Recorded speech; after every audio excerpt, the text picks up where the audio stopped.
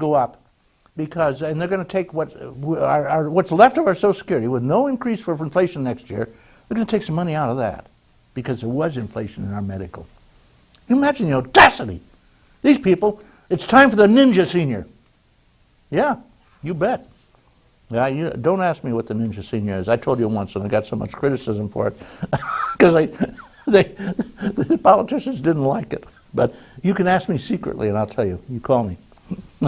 I'll give you a hint. The ninja, you know, every senior group has somebody, and it's part of life, who's dying. They have an incurable disease. They may have cancer. They may have a coronary disease that's going to knock them off in a few weeks. They know it. The doctor says, okay, they're our ninja senior, see? And when you get a lion-thieving politician or somebody who is screwing the seniors, who comes to their senior center, we call on them. And there are no metal detectors in senior centers. Now, I'm not going to tell you what happens here, but take care of the seniors, brother. You know, 2 more years of this crap, and seniors will be living in their children's basements eating cat food. That's what's going to happen to seniors. Because when you're 85 years old and you find out, gee, I went down to the supermarket and everything's so expensive I can't buy anything anymore, tough on you. They don't do anything. They don't. So we'll get a job. You know, go down to Walmart and ask them if you can stock the shelves at 85 or 90 years old. Give me a break. Living in your basement. Cat food. I'm going to write a book on. I'm going to really write a book on cat food recipes. Some of them are pretty. The tuna cat food's pretty darn good. I'm talking to our Girl Scout here. She's sitting here and wide-eyed because she says, "I've never heard anything like this." All right, okay. We have. Let's see. All the senior stuff's over. I'm going to take a break. I've got a public service announcement for you, and then we'll be back with our geezer who's going to come on and talk about getting old. He knows all about it. 84 years old. For you, this is yours. The red tree. You're going to love it. They provide important information about issues, services, and programs, as well as local emergencies.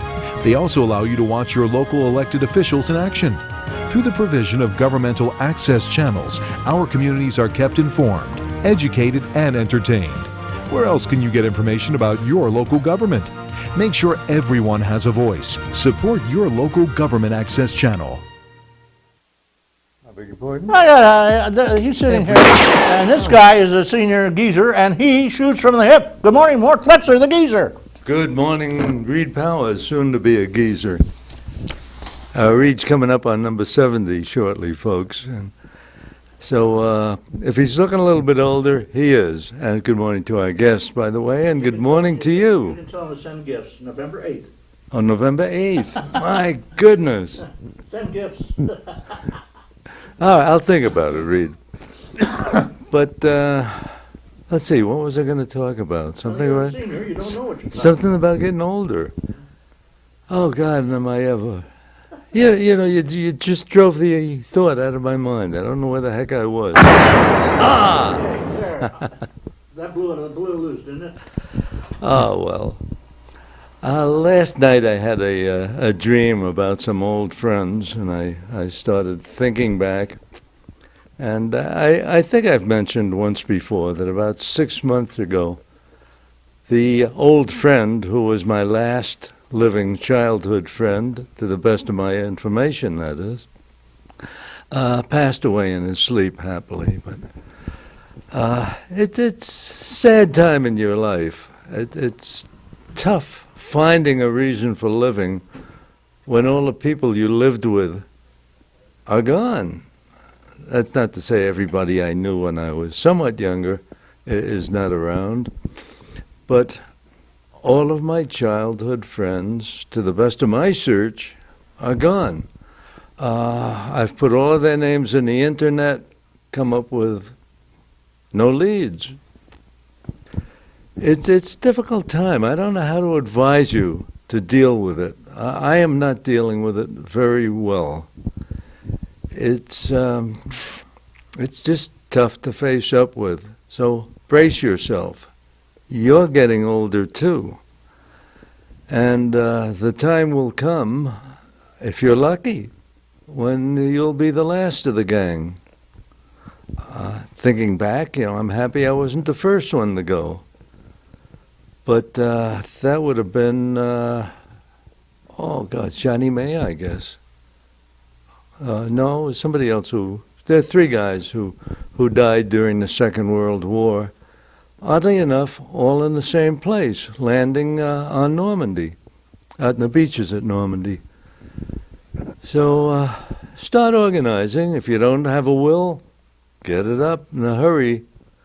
If you haven't decided how you're going to donate or give away those items that are important to you and personal that you'd like to go to your children, better talk with the children and tell them who gets what and which gets what. Get ready, folks. Reed, thank you. Thank you, Mark. Also, another thing to know, we have a wonderful new breakthrough in culture. We have the video camera. Set it up, have your kids help you, and talk to your children and your grandchildren. Everybody's going to be around for your funeral. Do your own funeral talk. You don't have to have anybody speak for you. And get it all set. Go down to this funeral parlor and plan your funeral. Tell this director, this is what I want. I want a plain, little, tiny box, a coffee can, not one of those $5,000 silver things for the ashes, urn. I want a $5 coffee can, put all my stuff in that and send it to my family. I don't want any funny stuff. And I also want to arrange to have my grandson take me, my worthless carcass when I'm dead, with a doctor's certificate of death, and just toss it in the back of his car and drive it right straight to the crematorium. Can't do that.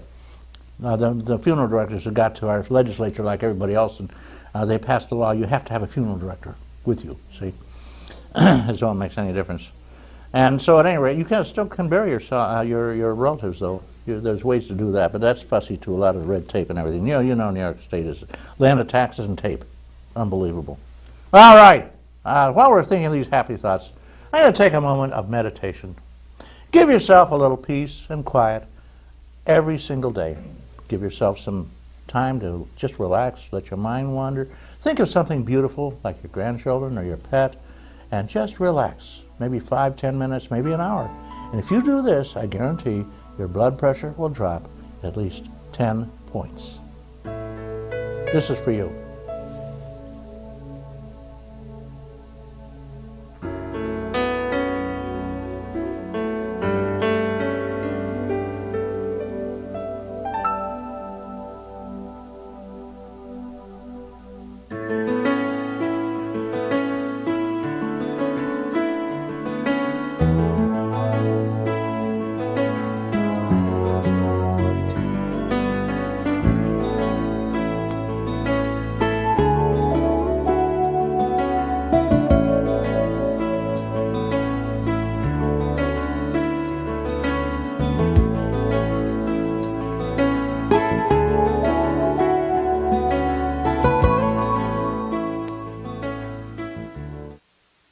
Here. Unfortunately, this is the last week you're going to see those beautiful leaves, because with the wind blowing, it's probably pretty much over now. It's knocking all the leaves out. But we are so fortunate to have this beautiful, beautiful, wonderful land up here in Chautauqua County that has the lovely hills and the forests and the lakes. And oh, we are so blessed up here. And if you haven't taken a trip through the hills and back, you missed something beautiful. This time of year, those trees are gorgeous. All right. You notice we have Halloween colors on this. I got a guest here. She's never been on with us before, so she's not sure whether she's ever going to get on. And since it's my program, I don't think I'm going to let her on. I'm just going to talk. But I used her name to make sure you watch, see? Valerie Gross. Valerie Gross is director of Girl Scouts in the area. What's your official title, Valerie? Director of Membership. Director of Membership.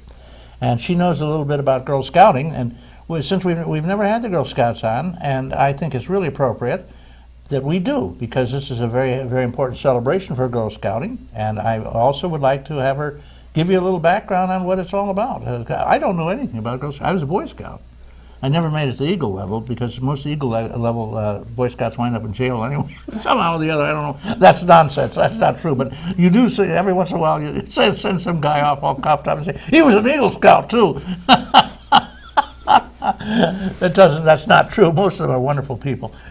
Girl Scouts, well, how did Girl Scouting start? Well, thank you so much, Reed, first of all, for having us here. Oh. Today is actually a very special day. In 1912, Juliet Lowe was founded the organization, and actually today is her birthday. Mm-hmm. So it's a very special day. How do you think I knew that?